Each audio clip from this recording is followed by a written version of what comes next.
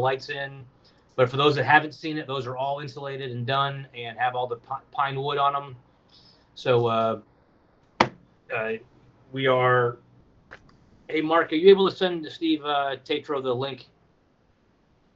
If somebody else can, Or can someone just throw the link into our group chat for us, please? Well, he won't be able to get that if. Oh, you're just going to send it to him? Yeah, no, I'll just do it. Sorry, I apologize, folks.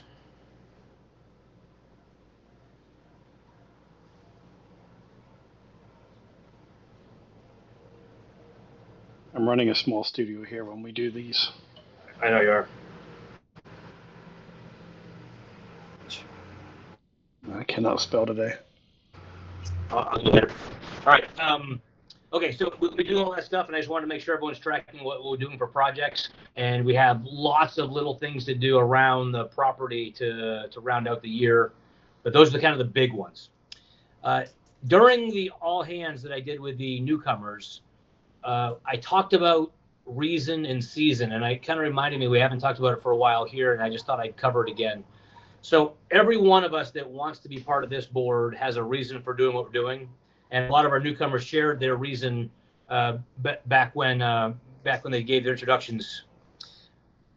But I remind you, maybe there's a frustration of trying to get things done, or maybe there's a frustration of it's not convenient on a Tuesday or Wednesday night to hold the meeting.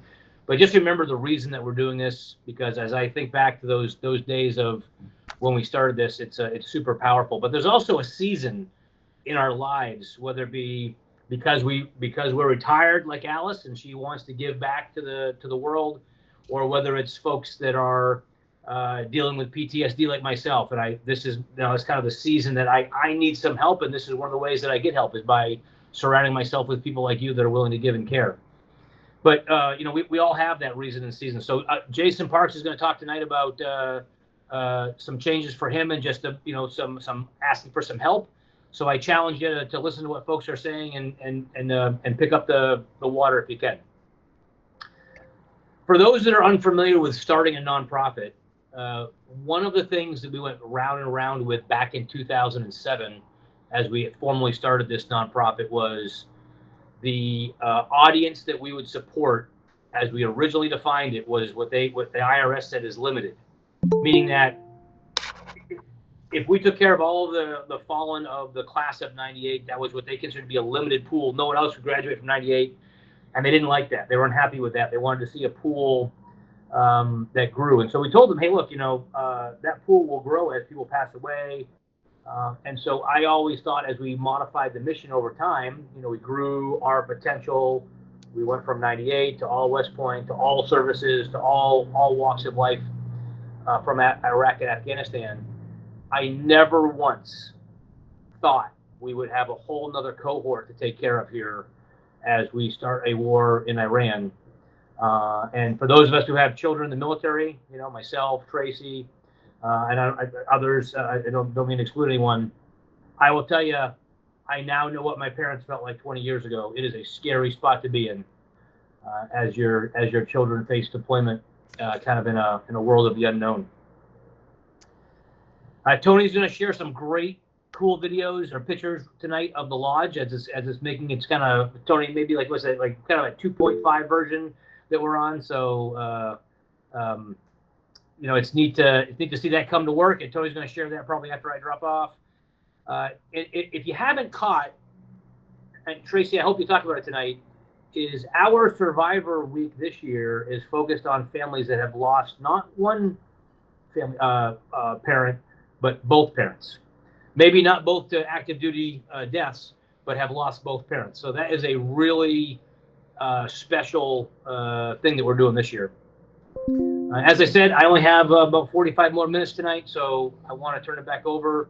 And we're going to do something neat. Mark's going to do 2 different memorials tonight because of some dates and some honoring some folks. With that said, Mark, I'm going to turn it over to you, sir. Thanks, Sean. I'm glad to see everybody's here. This is a great turnout. And as we go through today, we intentionally try to create a little bit longer version once a quarter, so that as people are briefing during the 1 hour monthly, we try to get through a lot. If you've got questions, this one is designed to actually have conversations. And so if you look at the agenda, there's a couple of things in there.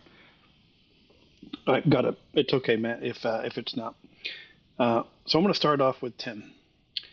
And one of the reasons I really wanted to remember Tim during this meeting is it's the 10-year anniversary. And this one really hit me hard for a couple of reasons. The first one is, Tim really put himself out there and was helping us and Team Red, White, and Blue and a couple other organizations. And if you've heard our story about when his daughters came up, it was really impactful for what we were able to do at the Alaska Project to expose his daughters to the Tim that we knew, which was not the Tim that they knew. And quite frankly, we changed those young ladies' lives in their perspective of how they will live the rest of their life and how they see their father. And that was not intentional. That was not that wasn't something that wasn't a stated objective. It's what happened because of the magic of up there and the people that were there and participating. But for those that don't know, Tim died by suicide. And it was one of those things where it was a really big wake-up call for us, where we realized he was going out of his way to help others as a way to help himself.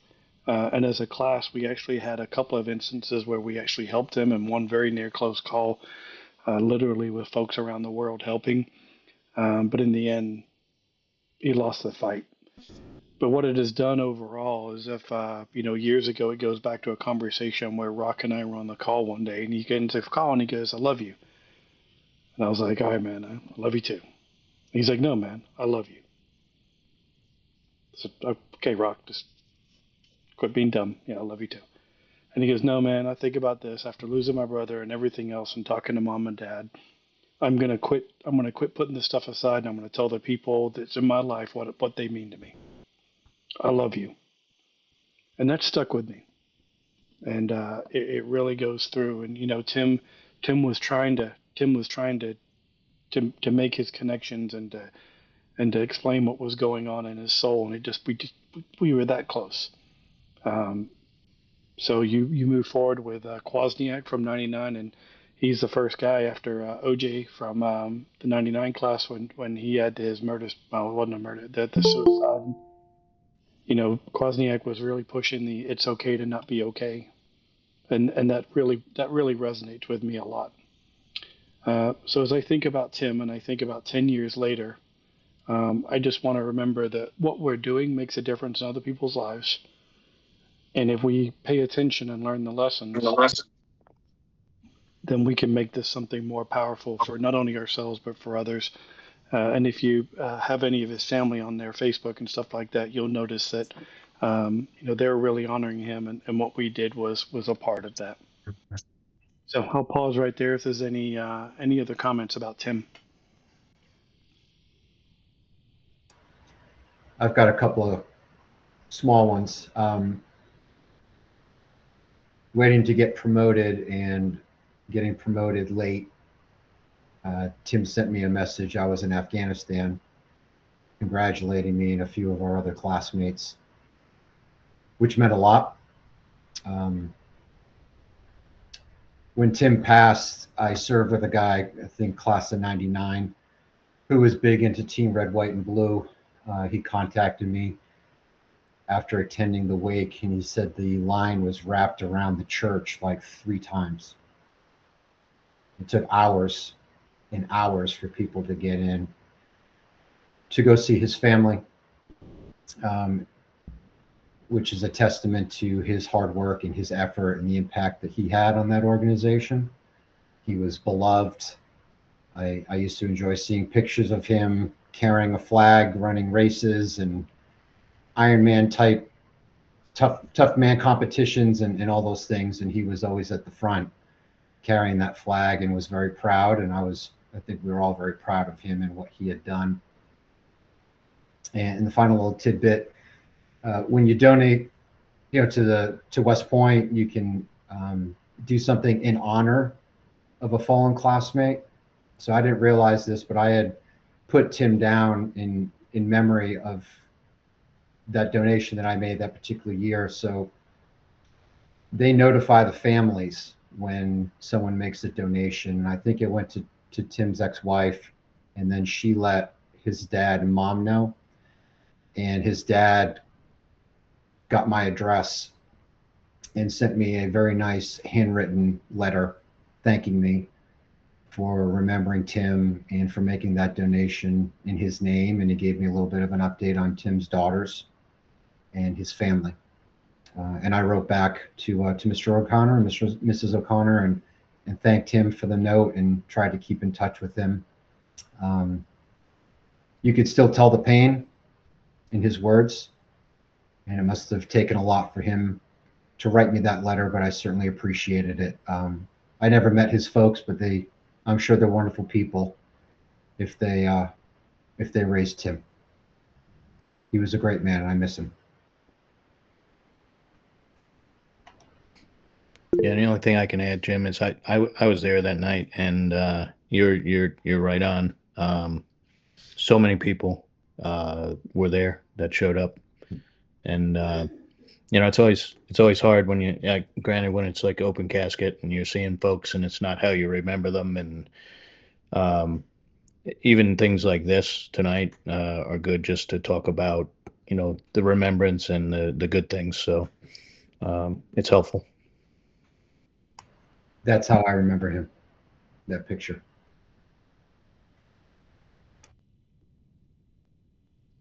Thank you both. The second person I wanted to bring up, and I'm going to ask Matt to help here with this, is I want to talk about Spice. This becomes the second annual remembrance. For those that don't know, he was killed riding his bicycle on the side of the road in Cali, and his wife had passed a couple years prior from a cancer. Matt has been, long before he was directly connected with us, was a huge connection to the family, and I asked if he'd say a couple of words about Spice today. Yeah, sure. Thanks, Mark. Yeah, Ryan, for those of you who don't know him, obviously last name Curry, he has the nickname Spice, but I got to know him as a cadet. Just he was in my company the last 2 years in E4 and with Chris McQuillan as well. But and you can vouch for this too. Like, I mean, Ryan's just Spice is just the nicest guy. Always had a smile on his face and willing to go out and do anything to help out another classmate, whether it's, stuff on a project, helping me out because I wasn't the strongest on math and things like that. And always is like very, very competitive athlete too. He went to West Point to play hockey and played for I think a year and change and then stopped.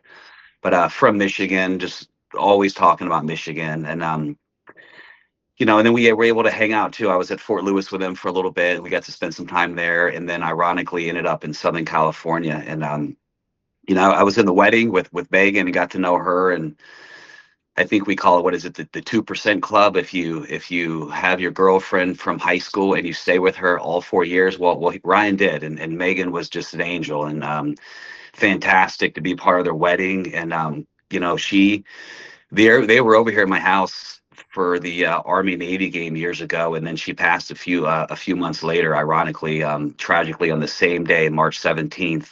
But they were over here in December, and you would have never known that Megan was sick. She was doing the best she could for her kids. They got 4 kids.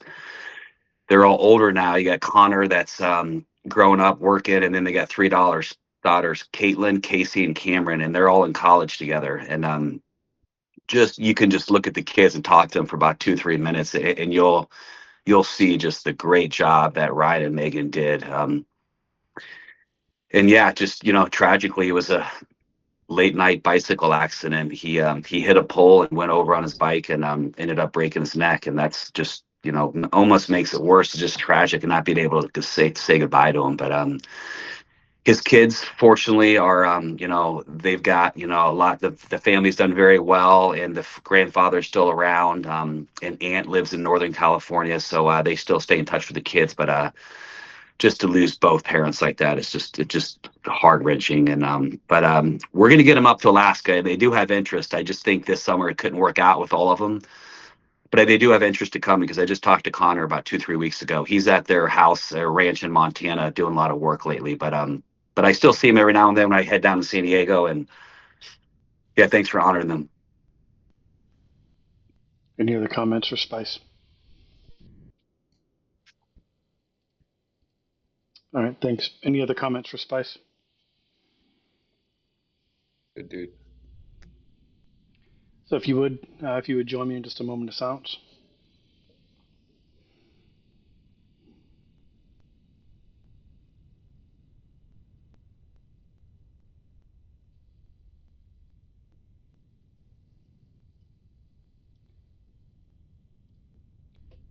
So to Tim O'Connor, from June 26, 1976 to March 1st, 2016, and to Ryan William Curry Spice, from October 2nd, 1975 to March 17, 2024.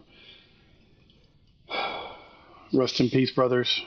Know that your legacy continues through your friends and through your family. We'll always keep your legacy alive, and we'll continue to say your name. Thank you. Nicely done, everyone. Thank you. And this is where we usually remind everyone, as long as we keep saying their name, they'll never die a second death. Thanks, Mark. Thanks, Matt. So, Costo, who's going to join us here in a moment, was supposed to start taking these over because it's a little weird and to do that to come back. And then, of course, Jason's going to join us in a minute. He's in a class in Abilene, Texas. All right, so I'm going to run through a couple things here.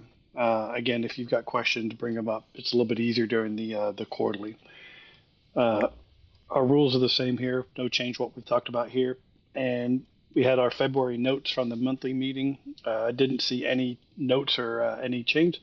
So, Rock, I make a motion to adopt the February monthly meeting minutes. Okay, I motion to adopt the unchanged February minutes. Do I have a second? I see Jim Mullins. That was one that caught my eye. So Jim is a second. And anyone opposed? Not hearing any. Then Mark, can you show is unanimous? Okay. All right. So next meeting, 21st. It's our monthly meeting, and I want to talk about the newcomers briefing later. I don't think John's on. When John sent he sends this out to everybody. Basically, you'll notice in his notes right here, there was a big drop in our available cash from 689 down to 170, and that's because we finally applied the approved 2026 budget. The good news is that we've got a budget for the year, and we've still got cash on top of that. So that's an important takeaway. But that's why you see a big change in those numbers. This number is different from the number that we approved, and I'll talk about that here in just a couple of minutes. So, a couple of minutes is right now. Alrighty. So back in February, this is what I showed y'all. A 338 or basically 339K is what the approved budget was. As we were digging around and we looked around, I realized that in the Alaska project budget, we had a $200,000 donation that was earmarked to support the Alaska project, and we had it as a budget line. The problem was that artificially reduced the number of, the dollar amount that John's going to be dispersing. Because even though that money came in and was earmarked, he's still going to write that money out. And it was making us look like, by the end of the year, we're going to be around $500,000 in money out, and we would have been like, why are we over? So we went to go ahead and pull that out. So this is the number that John's reflecting, and I'm going to show you where that comes from. But this is where we're at. So that number I'll talk about, and then the rest of it you can kind of see where we are overall, which is, as of right now, 112,000 committed, and I'll talk to the subcommittee leads as part of this to try to increase our commitment number to kind of see where the money's going. All right. Speaking of money, so far we're at 52,000 for the year. We didn't really set a goal yet. But we're at 52, which means we took in 13,000 during the month of February. That 13,000 included 5,000 from Rock Seatmate, which we talked about before. Rock just wearing his swag, like Brian, wearing his swag and letting people ask questions, led to another $5,000 donation. And with Patrick Conley, two of his co-workers made $1,000 donations. So those were in addition to what we normally see. Overall, we're still getting about 100 people donating per month for just under $6,000 a month. So that's what we get monthly recurring. Everything else we get for the year is coming from separate donations. And then using our Neon One system, I really don't like the graph, but I can't really change it. As the year goes on, this will kind of show us how our donations are coming in. I see this every year, but I don't really pull it in. I'm going to see if it's helpful. And if you've got this open, you can scroll all the way to the bottom, and you can see about this cash flow tracker, which we'll talk about near the end once we're all done, to kind of figure out where do we think we're spending money and when. All right, pause really quick for any questions there. No, Mark, thanks for highlighting for everyone else. Obviously, we all talked about it at the executive side, the $200,000 flipperoo. So thanks for explaining to everyone. Oh, I'll break it out even more during the TAC-P side, because we have to vote on it because it's a change to the approved budget. As far as the operations section, I've got everything committed except for the annual travel reimbursement because we haven't quite figured out when we're going to do that. I did see a projected increase in our price for our Neon One system, and Tracy made sure that our incorporation paperwork was processed in Virginia. And the great news is all of our properties are now officially assigned to the nonprofit and are in tax-exempt status in Alaska. I've also started working with Jeff Showalter, classmate. Hey, Mark, if I could, just so everyone understands, other than a $13 a month, so if, God forbid, we ever had to things up or pause, what Mark just highlighted is pretty significant because I did the huge application for each of the parcels of property. So we don't pay property tax for any of those. It's just like any other 501c3 church type thing where they don't pay property tax. So that means all 6 of our parcels are in that current use exemption. And the only bill that we couldn't turn off if we had to would be $13 a month for our electric bill, which then ultimately we eventually could turn off if we wanted to have them pull the meter. So if we ever needed to, for whatever reason, mothball the facility, we would have no cost to just mothball it. So it gives us an option or some swing if we ever needed to. Not that we ever plan to do that, but just want to let everyone know. Thanks, Mark. And we've started looking at the bylaws. We haven't really adopted those. We created them in 2008, and then we made a very minor change in 2013. Kaylee's helping me. Jeff Showalter, who helped us originally set up, we're looking around. So that'll be something we do this year. And then no major updates on my budget stuff, but you can see what I'm paying for. All right. If I got no questions, I'll jump over to Parks for development and fundraising. Yes, I think the biggest things that are going on in development and fundraising are as most everybody knows, I think we've had 2 significant opportunities for donations that are leading to the shot at creating the lodge. And so some discussion and conversations around those and ensuring that we support those processes. The other thing I would say is we do have a donor week that's coming up first week in June. And I can update the group on that. That's a little bit smaller group than we anticipated. That'll be about 5 to 6 folks. They don't plan on bringing their kids. It's just the individuals themselves. 3 of them are Army vets. 2 of them, all 3 of them combat vets, and one had a tragedy recently that I'm hoping we can help just create maybe some kind of a special event for his kid this summer. His son is 15 years old. He's an athlete of his life, just works out every day. They're not sure why, but his kidneys failed in the last 4 weeks, so he is on dialysis and on a transplant list. So part of the reason for the whittling down of the folks who are coming is they all know each other, and so a core group is coming up, and I'd like them to be able to see the site and potentially think about the opportunity to bring his kid up if we can figure out the logistics of that when it's stable to do so. So just a chance to support him. And one of the other folks that's coming up flew helos, and has had some struggles, I think, after his tours, and is looking forward to coming up as well. So kind of a combined close-knit donor slash support opportunity for us. And so those are the three main items that are going on. I think, as Rock said, regarding seasons of life, my current season of life is, as some of you know, I laid off my teams at work about 6 months ago. I had to do that. And I have been the last man standing for those 6 months. And my time of being the last man standing is coming to an end. And now that layoff includes me. So I have probably about 6 months where I'm going to need to transition to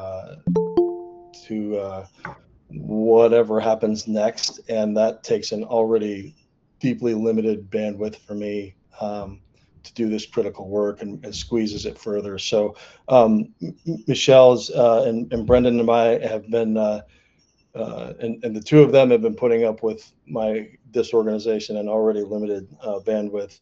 But I think the ask is, if there are folks who'd like to help on this committee, there's an opportunity to do so. We'd love to figure out how to coordinate that. I have no intention of not participating with the fund in the future. I just need 6 months to pivot life a little bit. And so if there's volunteers for that, if you could shoot Brendan or I a text, we'd love to kind of talk about how we structure that. And we'll have an update for everybody at the next meeting on maybe how we think that should work. So Jason, before you go on to the rest of your stuff, I just want to say, as a teammate here, right, we're here for you. I hear you loud and clear. Obviously, whatever we can do to help. I'm sorry that you have to be the last person standing, and then also you have to fire yourself. But listen, we all flex when needed, right? So whatever we can do to help. But then more importantly is don't let this feel like it's like you're failing at anything, because you're not. So thanks for being open and honest with us. Appreciate that. Thanks, guys. And I think Tony's going to give the update on the lodge, correct? Okay, awesome.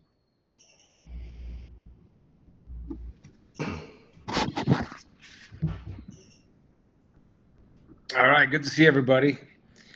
We just have a really short presentation, but I want to walk you through the floor plan of where we are at today. We're making really good progress on this. Mark, you can kind of speed through the first couple. Most folks are familiar with that, but yeah, you can stop right here, perfect. So this is where we're at with the lodge building. It's come a long way. We're at the point where we feel like we've satisfied the program requirements. So I think you have three kind of main functions within this. One is admin, check-in, kind of a manager's to stay and operate. Two would be cooking, dining, and entertainment. And then three is lodging, hospitality, and then the ability to rent the facility. So within that, this is a two-story lodge, 10,800 square feet in total. This would give us a capacity for 15 suites plus a manager's, space that allows us to house 30 people, and then feed up to about 40 at a time, both kind of indoor and outdoor dining there. And then one of the things that we designed into this is just to give us some flexibility as we fundraise. Just using a planning number of 350 a square foot, we expect this to be somewhere around 3.8 million, less any donations through materials and services. So with that, we do some flexibility. That wing on the left, I'll call it a casita, is 2 stories. That's 8 suites there. So if for some reason we didn't hit our targets, it gives us the flexibility to do that at a later phase. So the main floor here is 5 suites, just in case we do have folks with ADA needs. And then the remainder of the suites are on the second floor. If you can go to the next page, you'll see the second floor there. But see that? Yep. So second floor, that living room is open to above, and then just gives you a sense of how that lays out there, and the remainder of the suites above. So with that, you'll see also on the right-hand side, if you could just zoom in just a touch or zoom out, you'll get a sense of just precedent imagery, the look and feel right now of where we're at. And yeah, so just making really good progress. Any questions from anybody? No, but Tony, as you're progressing along here, I'm a lighting rep, so I work with Acuity Brands and all their manufacturers.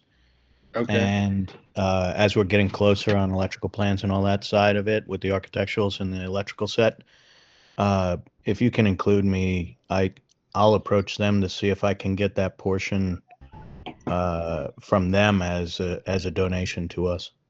Okay, that would be great. Yeah. And we can do all the lighting design too if you need it, calculations and everything too. Okay. Yeah. No, that'd be great. I'll key in here once we get to that point. Yeah, Tony. Chris, thank you for doing that. And then I would say is that we have Boise Cascade is already partnered with us, is willing to either help us and or donate material. We have Renewal by Anderson, who is looking to basically provide all the windows and doors for us. We have a lot of great partnership here. So, as Tony talked about some of that price, we have the phasing of it. So thanks for highlighting that, Tony. But then also we have, that's the total raw cost. We take out a whole bunch of costs. Hopefully we're right inside where we want to be. Michelle, I see your hand up. Sorry for stepping on you. It's okay. Tony, is this shareable?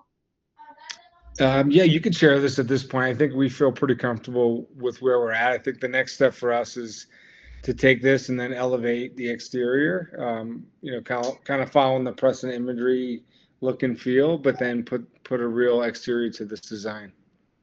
Is this in the Mark? Is this in the folder already so that it can be downloaded? Because the other one was a little bit older, but I think amazing.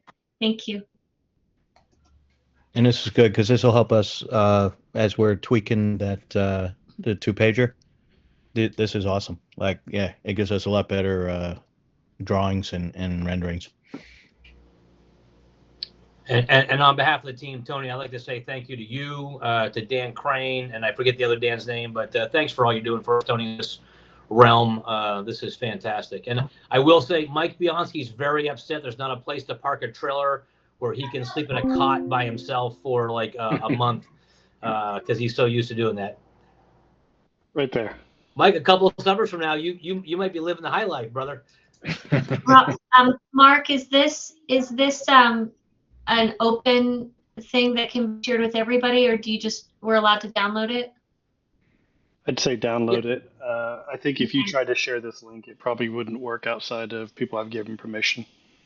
If Tony's okay with you sharing the PDF. Yeah. Yeah, absolutely. Amazing. Okay. Thank you. Thanks. Okay, because I think we're at a natural break. Mark, I'm just going to step in. As you know, Steve and I have to drop off here.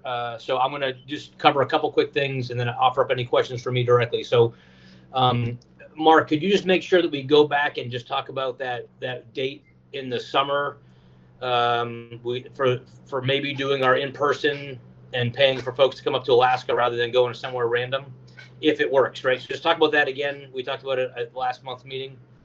So that's number one. Number two, reminder: if you're newcomers, I did see Brian sent a request to one of the subcommittees. So thank you, Brian. But if you're a newcomer, please reach out to those subcommittees and volunteer and find out who you want to be part of to help us out. And if nothing else, don't just sit back, right? Say, hey, I have some free time. What can I do? And if those of you that know Julia Parks, she's amazing because she's always like, hey, I have like a week. Give me a project, and so Mark or I will find something for her to do, and even those things are helpful. And then last thing, go ahead, Matt. I sent an email about an hour before the meeting for fundraising. Awesome, thank you, sir. Thanks, Matt. I'll reach out. And Jason Parks, as you were talking, I that was going to be my vote. Oh, go ahead, Michelle. That was my vote, Matt. You picked right. Jason Parks, I was just realizing that with the change of the donor week, there's a couple opportunities. You might just reach out offline with Tony DeSimone about a couple folks that he was looking at maybe bringing up. I'm not sure if it works out, but that may blend out. It may not. No worries. And then you may reach out to Tracy about Peter if there's any interest in having him come up. He's the other lodge donor that we talked with a few weeks ago. maybe it works out again. Just one of those things where an opportunity.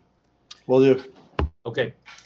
Listen, folks, thank you. The turnout's amazing. Obviously, the information is always fun to share and talk about. Any questions for me or Steve before we drop off?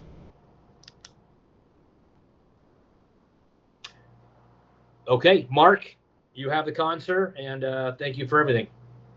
Look forward to seeing. Listen, we're going to be in Alaska here in just a few weeks, and I look forward to seeing everyone swinging hammers and having bonfires and ringing the bell. Not that it's a fun thing to do, but it's an amazing thing that we're doing. So thanks, everyone. Hopefully you're in Alaska in a couple hours, but I mean, different stuff. I hope so. All right, everyone. See you later. Yeah, Mark. All righty. Miss Tracy and Miss Bianca. Good evening, everybody, or I don't know what time of day it is. It's probably evening for everyone. So we have our intake form that Kaylee was so kind to draft for us, and we have 3 of our families who've completed the form, which is great. But unfortunately, we had the Graves drop out for the summer. And so we really need 1 to 2 more families, and we can't start booking tickets and all of that until we secure 1 to 2 more families. So I'm kind of asking the group because, you know, the Survivor Week has become about who Tracy knows and who Bianca knows. But it takes a lot of work to establish relationships with families and kind of get the buy-in. And I'd really love, especially for the new board members, if they know somebody that we could invite this summer for our week, it would really help us out. As Rock said, we do have 2 families who've lost both parents coming up. And one of those families has 15-year-old twins. And so if anyone knew somebody with like teens, that might be great. So just get in touch with Bianca or I. We're still working on it too, but we'd really like some help on that. We're going to have another Survivor Committee meeting and welcome Brian to our committee. And I'll set that up in the next week or 2.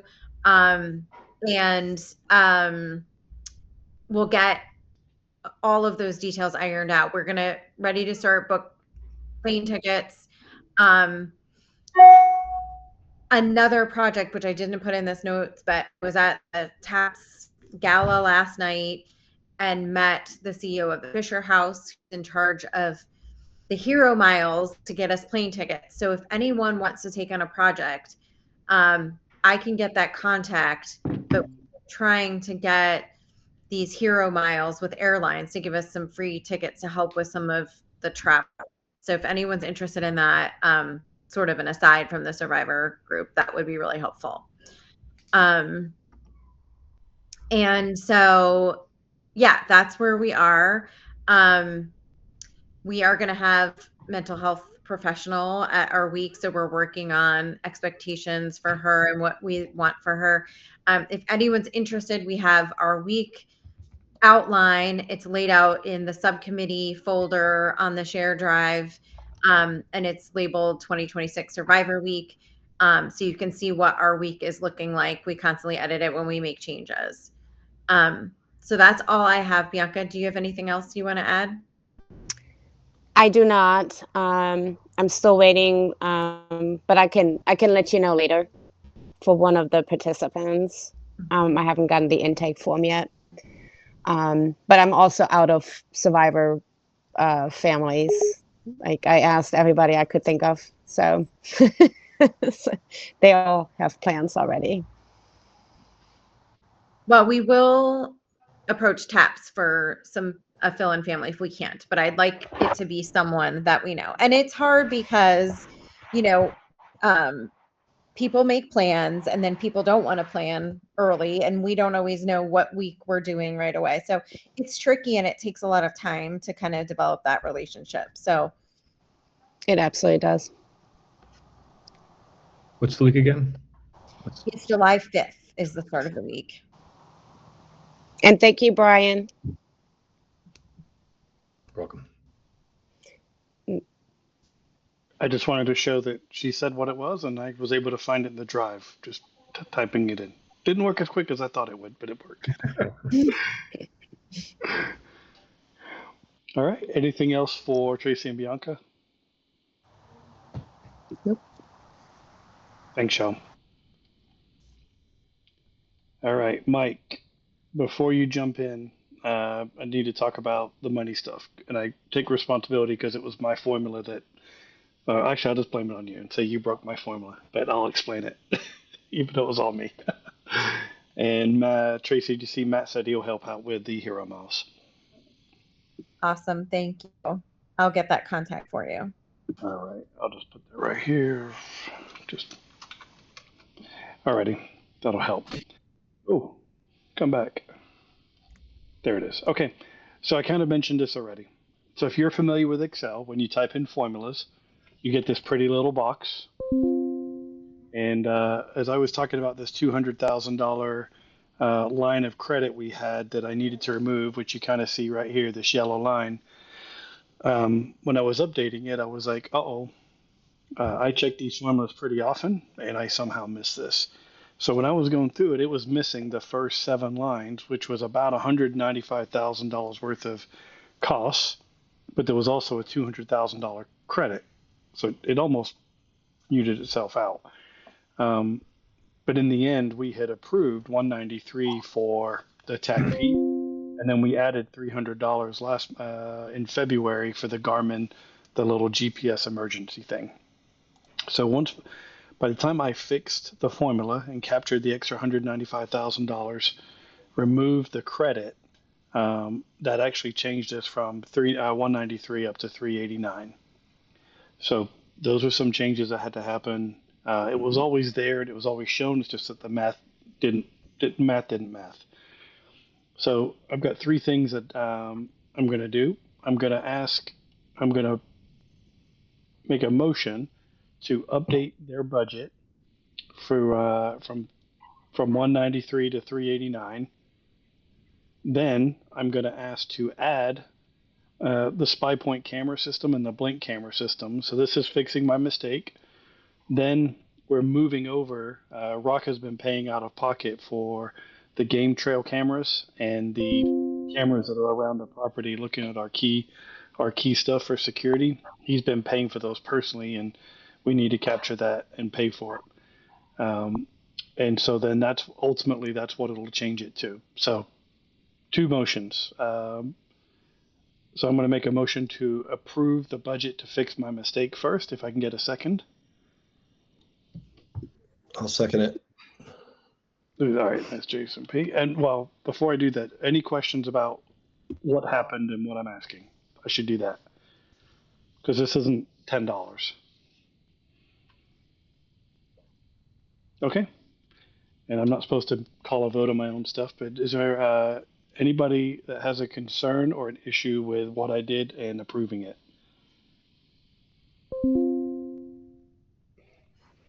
Nobody else wants to take on that job, so Mark, it's okay. You made a mistake. We forgive you. It's not a problem. All right. We're so glad it's your problem. I caught it. That's the important part. All right. Second motion is I motion that we transition the game cameras and the security cameras over to the 98 fund paying for it instead of Rock personally. If I can get a second. I second. Oh. Okay. We all second. And then anybody with concerns or opposed or questions?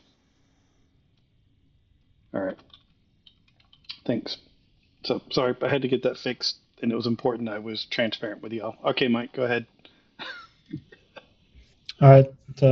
Thanks, Mark, and good evening or afternoon, everyone. All right. So a couple highlights from last quarter.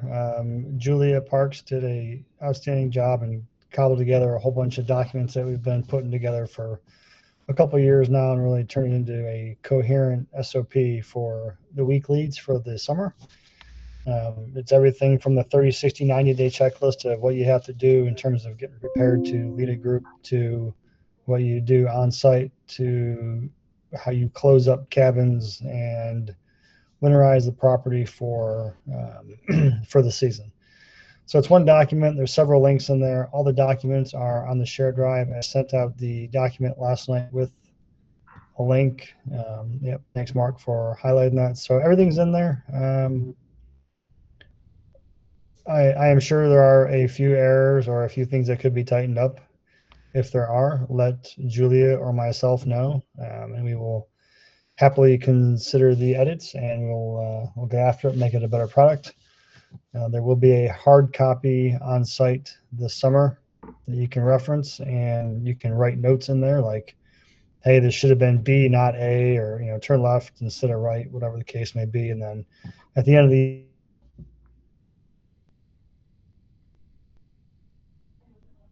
Mike froze for me. Did he freeze for others? I see Jason moving. So. No. Yes. Yeah, I thought it was me. All right, we'll give Mike a second. I don't feel as bad now because when it happened. There we go, Mike. I think you're back. Maybe not. Maybe. All right. So we'll take the easy ones. Kelly, Mark, I can see. You're coming in a little bit garbled. I was texting him. Now I see you moving, Mike. You got me now? That's better. Okay. Sorry, I don't know what happened. Okay. All right. In April, we'll have the waiver system initiated, so you can get that. And once we do, we'll send Katie will send the information out. We'll get that out to all the group leads, and you can send it out to your groups. This is a new one, Mike. You didn't know this, but I need to get in. And yeah, that reminded me, if we're setting up the waivers, I've got to build in the events and the registration. So Brendan has been in there with me before. I think Kaylee's been in. If there's somebody that's got a little bit of capacity and wants to learn a little bit about our Neon One system, I could use a little bit of help, and I'll train you on how I create these events and how we do registration and why that's important. So just reach out to me. I've got to do the work anyway. I'd rather show somebody while I'm doing it. All right, go ahead, Mike. I left next couple notes in there, just the price for this year, and then our decision that we will have two people on the property. Then we'll move down to our 2026 schedule. A couple updates there. They're highlighted. So 30 June, renewal by Anderson. They're going to be the ones.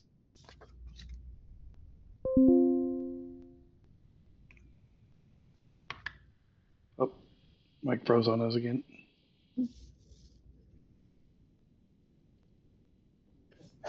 June's looked in for Home Depot. As noted,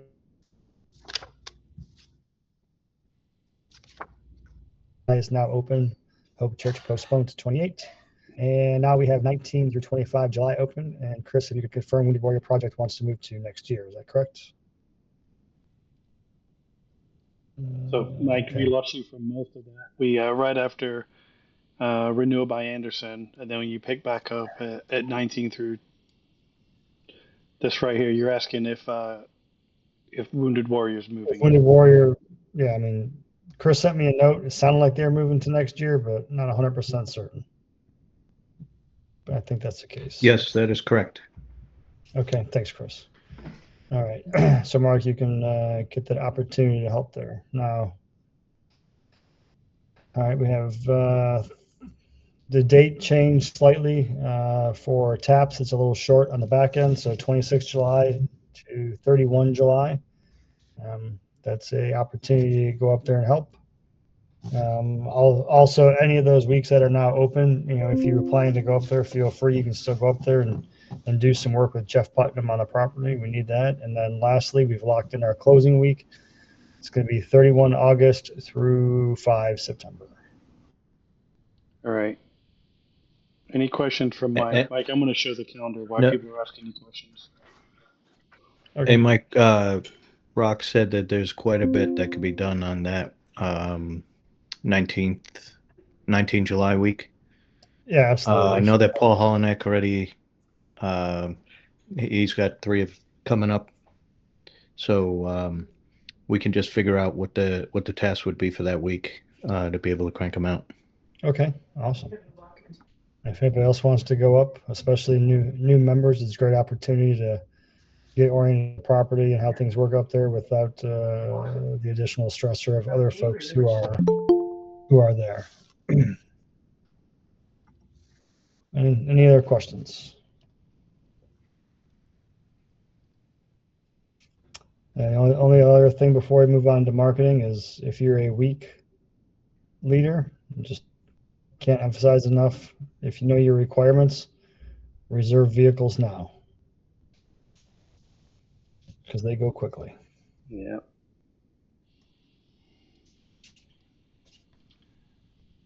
So for all of you, if you go to your calendar, you should, theoretically, the way the system's set up, one of your calendars should be the 98 Fund joint calendar. So if you're also trying to figure out what's going on because you look at it and there's not much in there, if I turn off my personal one, most everything that I've got on there should show on there as a 98 Fund joint calendar also. So if you look at the summer, and then Mike, I'll go back through the days and double check these. But you can kind of see all the different stuff. And so subcommittee leads, I ask if you're going to set up a meeting, just for like Chris's monthly marketing's on there and stuff like that. You can invite by adding the guest. You just type in the 98 Fund joint and it go right there. So it's kind of like a shared calendar. I'm not a huge fan of Google, but it comes at a really good price for the nonprofit. But this also kind of gives you an idea of what's going on. And if you're trying to figure out Mike's weeks, and if you want to, you should. I think I've got these set up where if you want to, you can go ahead and add yourself as a guest. If not, just let me know and I'll add you as a recipient. If you want some of this stuff on your calendar also. All right, I just want to take that opportunity there, Mike, since we haven't done kind of a big. Any other questions for Mike? Mark, I got one for you real quick. I sent out a note to everyone last night and I really just hit reply to all and copied all the addresses that way. Is there a location in our share drive where we have all the addresses to include the new members? There is. So I set up every time I do the I send out the minutes, I've got a distro on my Outlook that I use. So you can always reply to that. That one's always good. But for everybody here, when you come into our share drive and you're in the, there we go. And you come into the share drive, one of the few files that's in the beginning, go ahead and open for me, is the board of the contact info. And so when you open this up, there's everybody. So if you're on the group text and you're wondering who's who in the zoo, this is in there, and so you can capture names and phone numbers. Obviously, we don't want to be sharing this because we've got people's addresses and stuff. So they're personal and they're 98. I only send stuff to almost everybody's 98. There's a few people that I also add their personal, but I try to avoid that. I try to keep everything 98 emails when I can. Thanks, Mark. All right. Any other questions for Mike? I got to get my contract signed. They've looked at it. I got to talk to Robin and pull the trigger and get it signed. But they've approved it. Okay, Chris. All right. Yeah, so just on the budget, really, Mark updated now. We just did the plaques, but I think you're going to talk a little bit about the PICA on this. But what I did, Mark, I'm not sure if I did it incorrectly, but any of the stuff that we had coming as a donation from sales was actually showing up as a positive on this, and I put it as a negative so that it goes against the budget. So then it'll take it off of that toward the bottom there. So in the committed and remaining, it messes it up a little bit, but for the actuals, it works out properly. No, don't worry about it, Kaylee. There's no way of knowing. You want to talk real quick, Chris? Why there's a $787 credit? So right now, and this will kind of segue into what Mark, Kaylee's raised the concern just in the past in terms of cost and what we get out of it, right? But originally we were doing our merchandise store through Who the hell was it? Stripe and I forget what the heck it was. Printful. It was Printful or something on demand, right?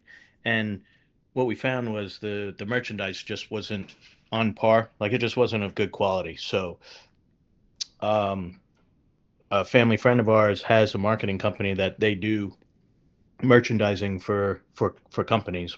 I'm actually using them for my company, but part of that is having your own dedicated website, and you can upload. I think we have 50 articles on there within our store, and it's some pretty high end product. So it's right up there with North Face type gear, whether it's the t-shirts, the sweatshirts, the outerwear, electronics, you name it, and the quality is excellent, right? So it's not cheap stuff, but part of that is the maintenance fee of having that website and servicing that as we update it. And we can update anything anytime we want. We can add things, take them off, change them, and they'll maintain that for us. But the cost of doing that right now is $175 a month. So in the end, you got to look at it and say, we've got to bring in more revenue off of the merchandise. So what they do is we get 15, I think right now we pegged it at 15% on top on margin over what the cost is. So what they do is once we're done with it, or roughly quarterly, we'll get the money back, the difference back from the cost versus what we sold it for, and they'll credit that back to us. So that's what that 787 is. Oh, 20%. All right, good. So the 787 is everything that we made in profit on the goods that were sold, the merchandising. So if we continue to do that and we're out there, I think just looking at this, we may defer a little while to see how an actual summer where we have people there works out, because May, June, July, August, we're going to have folks up there. We're going to have gear on us. People are going to be looking for where they can buy it. And we should have QR codes and things available to us for them to be able to go and do that. And like Kaylee just posted, a lot of this we purchased for leadership stuff. We purchased rain gear. So we had a lot of stuff that we had put through as an organization. So it's almost like a credit back on what we bought. So we pretty much got 20% back on anything that we had purchased. So that's the majority of that. But if we can start actually advertising this and getting it out there, that's how we're going to start making the money off of this. If at that point, that would be my recommendation. After this summer, if we see that there's no movement and we're not getting traction on purchases, then maybe it doesn't make sense, because then we're outlaying more than we're bringing in, and the costs of having this store alone are going to be higher than what the revenue is that we're bringing into the fund. So that's currently where we stand right now. So a lot of this, coming into this quarter and building up to here, end of last year was kind of dead. We didn't have the year in review. Serafini is going to help out with getting the financial information for us, to be able to at least have that updated on the website on where we did how we did last year at the end for 2025. So within the next month or so, we should have that finished. But let me see here. So a lot of that support is going to come in through the fundraising team, and I will, if I can share, Mark, real quick. Go for it. This isn't done. It's work in progress. We just want to kind of show you what we're thinking. Jason and Tony have seen this, and they provided some feedback, and now having the new drawings are actually going to help quite a bit. Let me see. Allow to share screen. Share entire. All right, so you guys can see whole screen? Yep. So this is the idea, is that we can narrow this down into a 2-page document, just the front back and this will be half size, that we can give out to people that will be for large donors. So keep in mind that this is going to be tweaked a little bit with updated renderings and floor plans, and that gives us a lot more to work with than we had.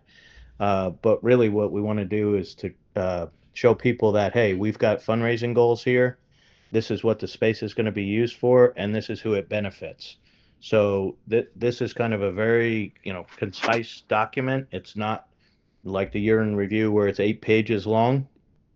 If we as a group decide that we want something of that magnitude, we can create it. But the ask up front was for kind of a front back or 2-pager type deal. So this is what we've been working on here.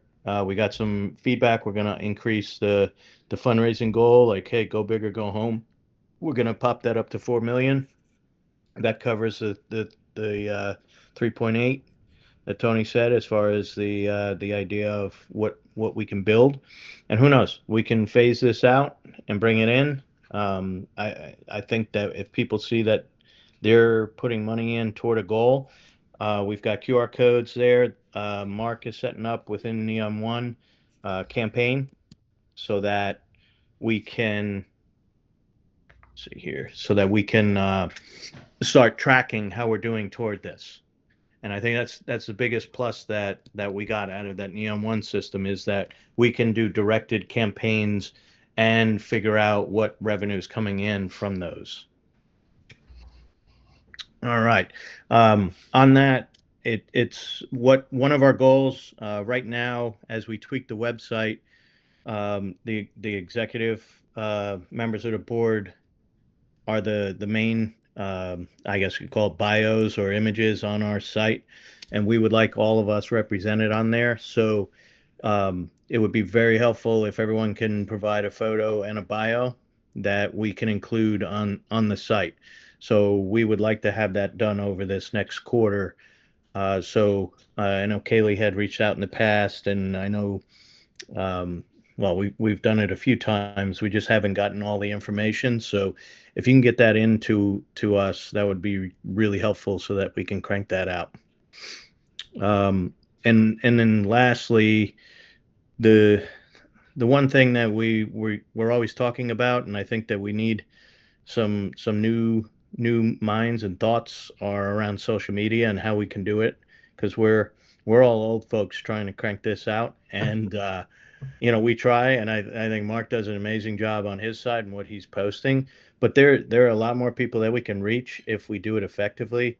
So I think that's where having the younger generation of the board members come in. They can give us a little bit more insight into kind of how things work in their world. They actually know how to navigate and use this stuff. So now being part of the board, we're going to utilize the help. And I think, Kate and Julie have offered to help us in that respect. So we're gonna start focusing on tweaking that a little bit more, especially as we get into this summer, because I don't know if you guys realize, but I absolutely hate being on video and seeing myself.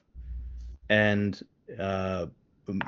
Weaver and I, when we did, this was 2 years ago when we had Travis Mannion up there. You should have seen the posts and the reactions of people when we were doing, when we were doing the videos during the week, just small, short videos. It could have been 20 seconds. It could have been 30, a minute. All of it is excellent. So yeah, Mark's showing now that this is where everything starts getting saved. And what we'll do before, if you're going into these weeks coming up and you're volunteering while you're up there, we have guidelines that we put together on, simple things. Which way do you hold the camera? Are you doing a portrait, landscape, for photos or videos? What's the best way to accomplish it? And the best part of having folks like Travis Mannion come up there, they brought an entire camera crew that walked around with them the entire week. And then when they start posting things, they're referencing us.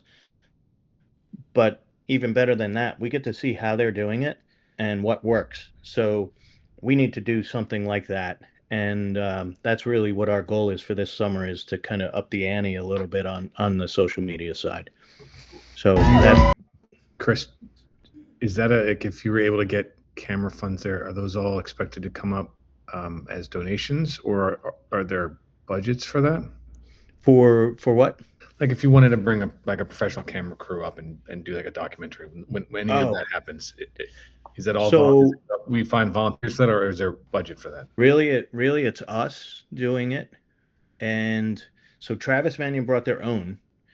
So I'd imagine that most of these groups, as they come up, Travis Mannion Taps, Wounded Warrior, when they do theirs, they're most likely going to have their own because they want to do their own publishing of stuff.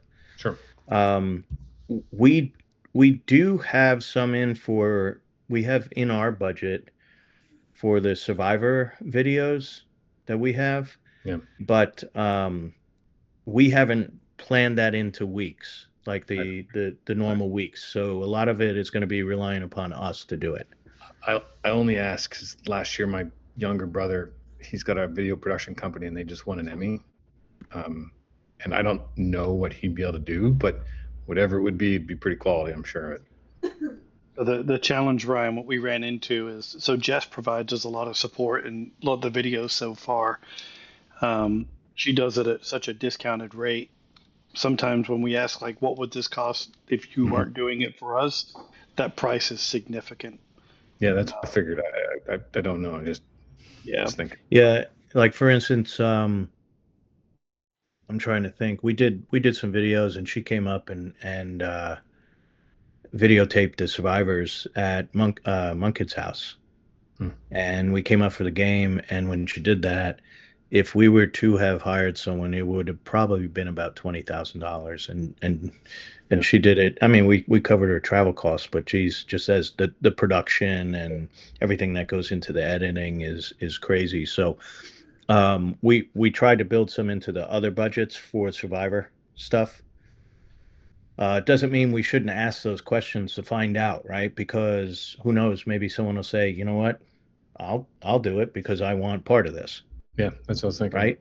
So who knows? But I'll tell you what, you'd be absolutely amazed at just all of us as we're out there taking these photos, videos.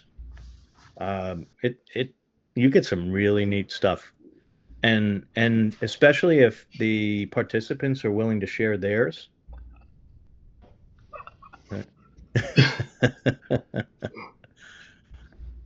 If everyone's willing to share their stuff, you are number one up there. She's saying it gets even better. And every week, and I will mention that when we do the year in review, I'm pulling from all these to populate that document that we put together and build each one of the weeks out. That's where I'm getting all the images and the videos from. So I think we'll formalize it a little bit more. We've got one document that'll show you all kind of the asks from our side for marketing when you guys are participating in the weeks for the summer. But I think we can do a little bit better job as well. But I think, and in the end, we've got to participate in the posting and the sharing of anything that gets out there on social media so that we can get the word out. Hey, Chris, this is great. It probably goes without saying, but like just some of the organizations that go up there have really sensitive rules around what gets posted, pictures, and TAPS is one of them. So yep. Yeah, I think it's a great idea. Just reminder that as we're up there, if there are survivors there, make sure that we've got really clear lines of agreement. And each organization that comes up there, yeah, that was the funniest. She got bit by a mosquito, and Mark, you had to go to the hospital with her, right? I took her to the hospital.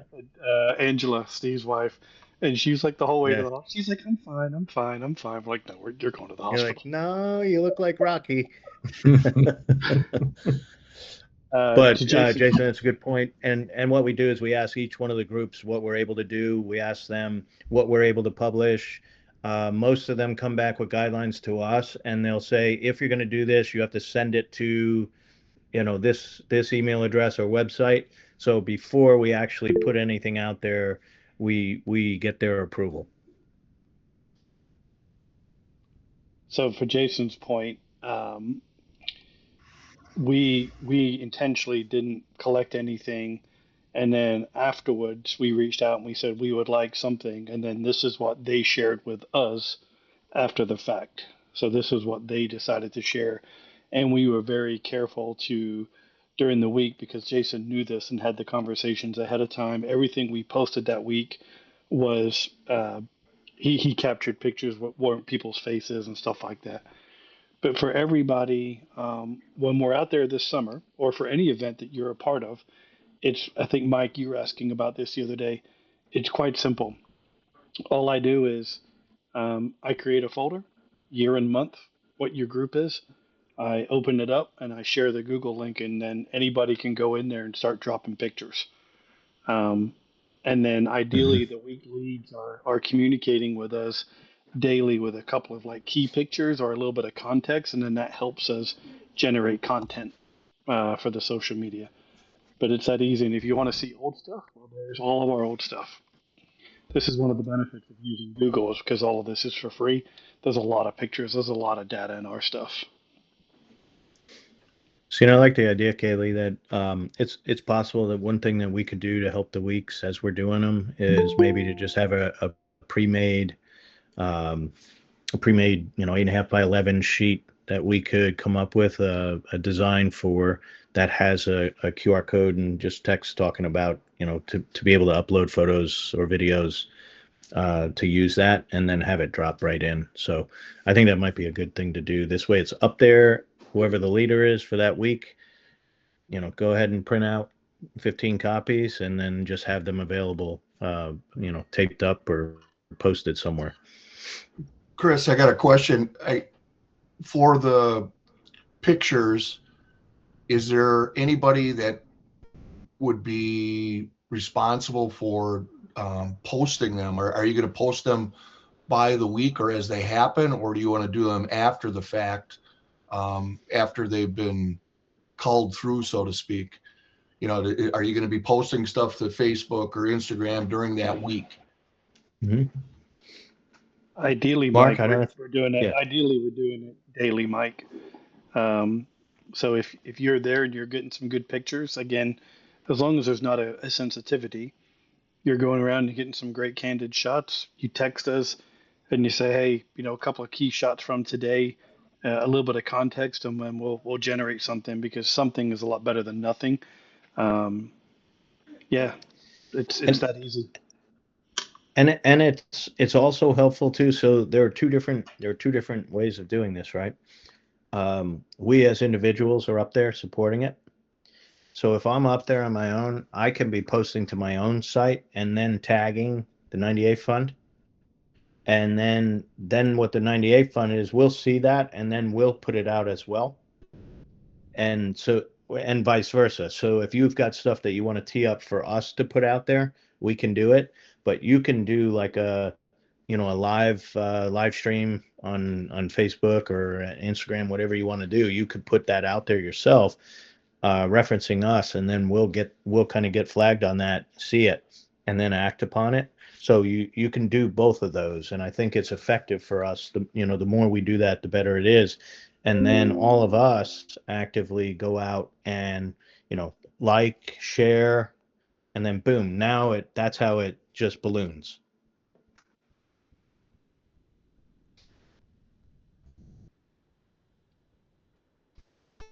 All right. Anybody got any other questions? I'm good on my side. I don't know, Mark, if you have anything you want to add to it. Good. Anything for? But we're here to support you guys. So as you're doing stuff, we don't know what we should be working on if you don't show us the need. So if you tell us this will be helpful, we put on us and we can just start going at it and go back and forth between the teams to bounce ideas off and get it honed in to what we want. All right. Hand it off. Yep, some open discussion areas. So for the onboarding, and again, I tell you this because you can get to the notes later, but we did do a briefing. I think everybody was there. For those that others that weren't there, those links right there will the last group was like, I really wish you'd have given us a good in briefing. Well, we finally got off our butt and created it. So there is a slide. These are the slides that we used as part of the in brief, and they're linked, as well as there's a link to a YouTube recording. Sorry, I told you I run a little mini.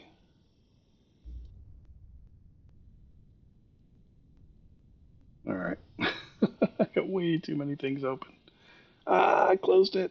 All right. Anyway, there is a YouTube link also that recorded it, and then it's got the sort of, you don't want to listen to everything.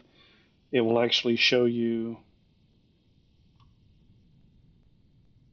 the chapters and the breakout. So what I do is I go through it and I just capture the time hack. So you can go to whatever one part you're interested in. So you don't have to skim through a whole hour. There was that technical glitch there for about 2 minutes, which you don't, my screen was recording, but obviously I had lost internet. So, but anyway, that's in there also. So for those that weren't there, if you're interested, you can kind of go there, put it on 2-speed, or just click to wherever you want to go. I probably still owe you a kind of a digital overview of how to use the drive, the calendar a little bit better. And as we've started to do, we've got some committee assignments. So I've got that open.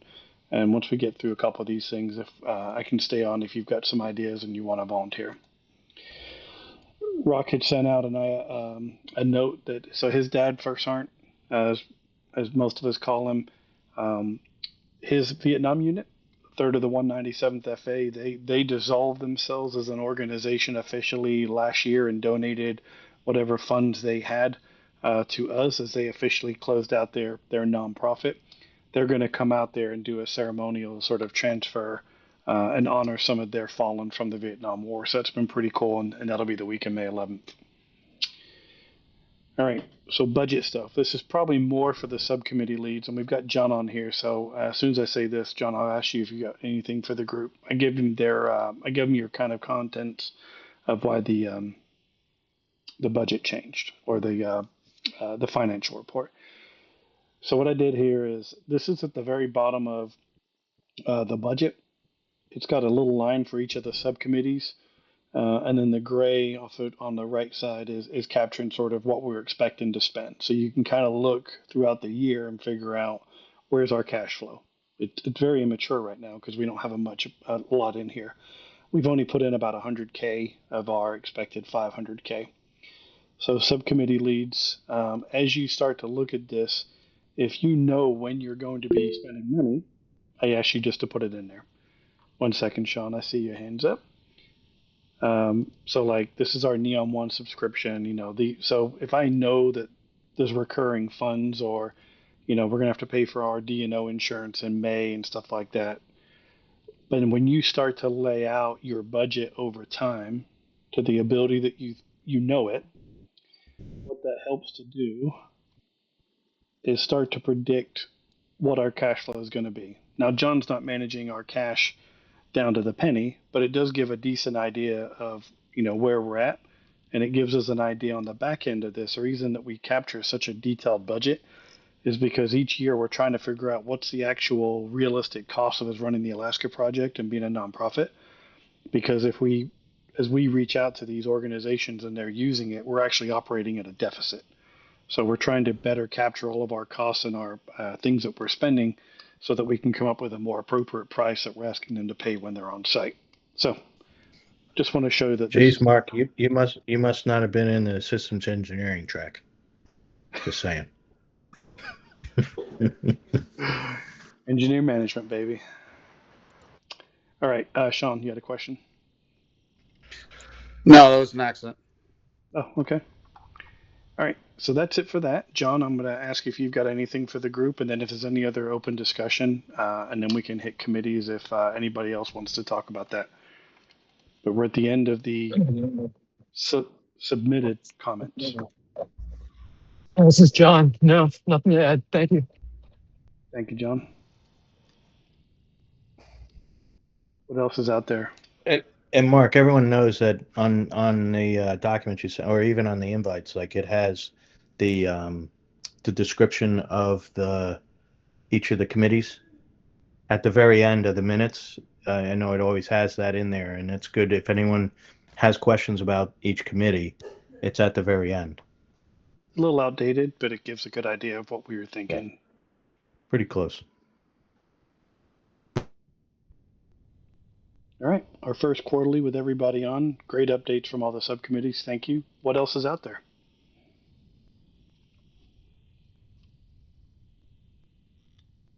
All right.